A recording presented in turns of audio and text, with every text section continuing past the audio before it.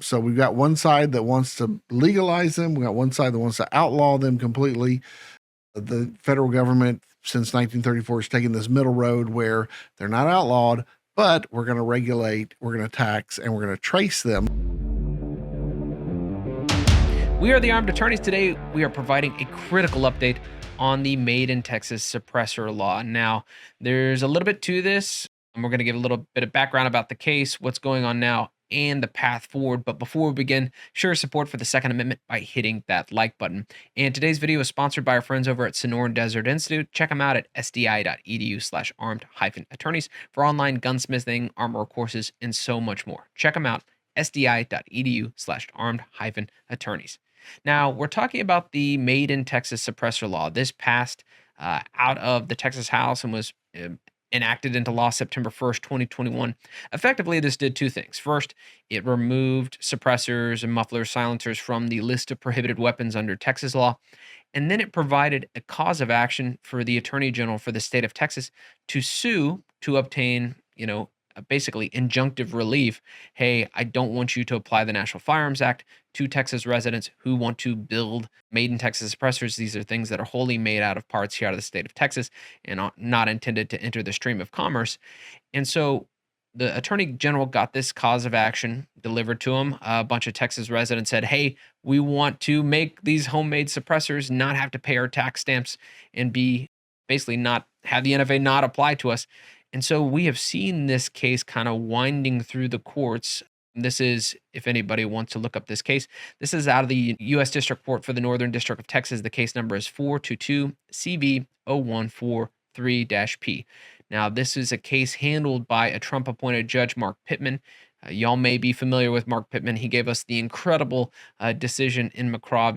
This is where we effectively lowered the age to carry for 18, 19, and 20-year-olds for license to carry handguns and for carrying generally in public. And so this is a 2A friendly judge. And so we have this case in the Northern District. We have this cause of action by the Attorney General. And where are we today, Mr. Edwin Walker? Well, the case has basically been dismissed for lack of standing, in which, for you non-lawyers out there, basically you cannot bring hypothetical cases to court.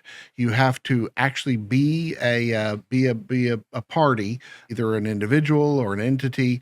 You have to be a party who has suffered some sort of injury or has some sort of cause of action in order to bring the lawsuit. It can't be hypothetical. It can't be just for an intellectual exercise, which the judge determined that that's what this was. The state of Texas basically did not have standing to file a cause of action on behalf of its citizens in this particular situation. They used a new Latin word that you're so happy to now Well, know no, what it means. every time I see a new Latin phrase I hadn't seen before, periparentis. Yes, parenteus. I'm sure that there's some Latin expert out there who will correct us.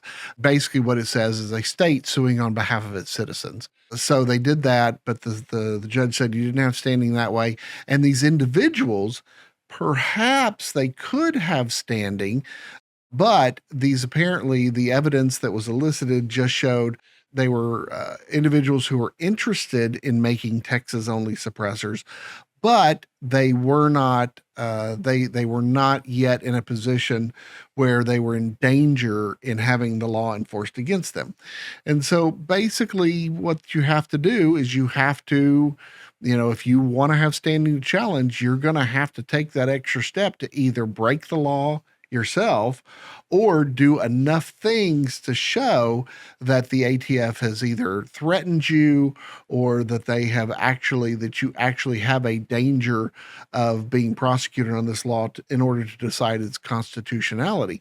And basically the constitutionality is whether or not a suppressor that is made in Texas by a Texas resident of wholly Texas parts is successfully falls outside of the Congress's ability to regulate interstate commerce, which is essentially what this case is about, because the National Firearms Act The justification for passing the National Firearms Act way back in 1934 was that Congress had this authority under their ability to regulate interstate commerce.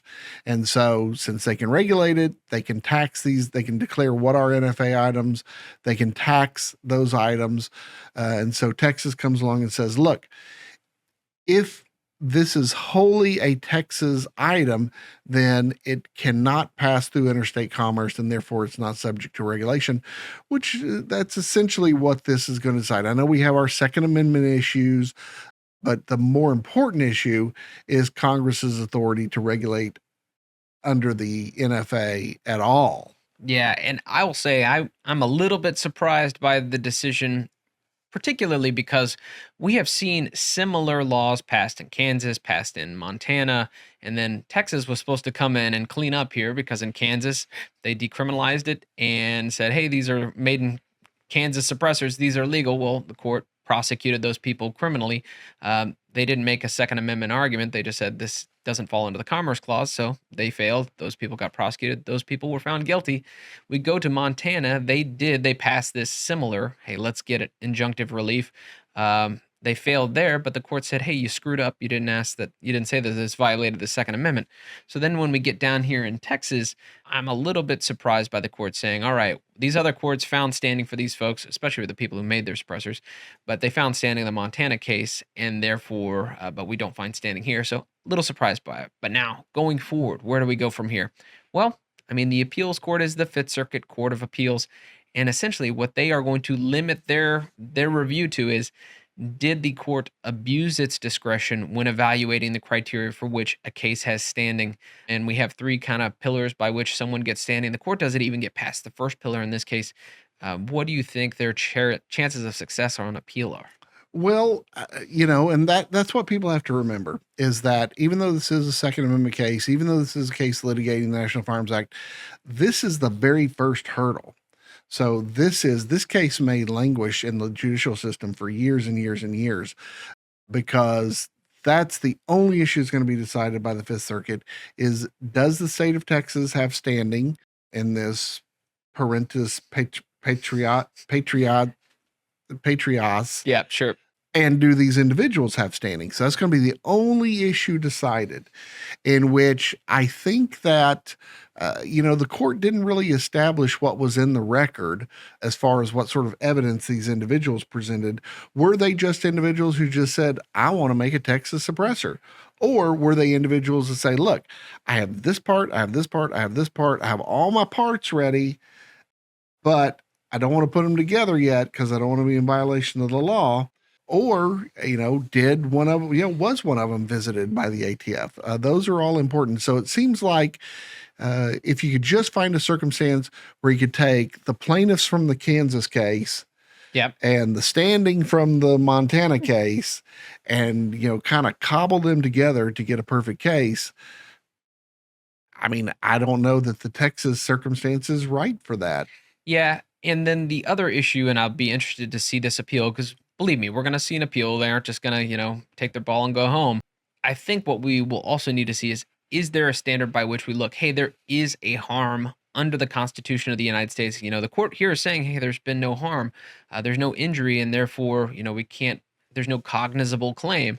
Is there a cognizable claim under the Second Amendment in that the federal government is infringing on the Second Amendment? Sounds like a cognizable claim to me. Is there an exception to this standing rule? But I don't know the answer to that. No, and obviously that's kind of what's going to be decided. And it's kind of interesting that we've taken this tactic with suppressors, because suppressors are very controversial, because in many ways they are actually a safety device because they protect your hearing. However, the anti-gun folks see a suppressor as some sort of assassin weapon. Sure. And there's actually congressional legislation that want to actually outlaw suppressors entirely. So we've got one side that wants to legalize them. We got one side that wants to outlaw them completely. The federal government since 1934 has taken this middle road where they're not outlawed, but we're going to regulate, we're going to tax, and we're going to trace them.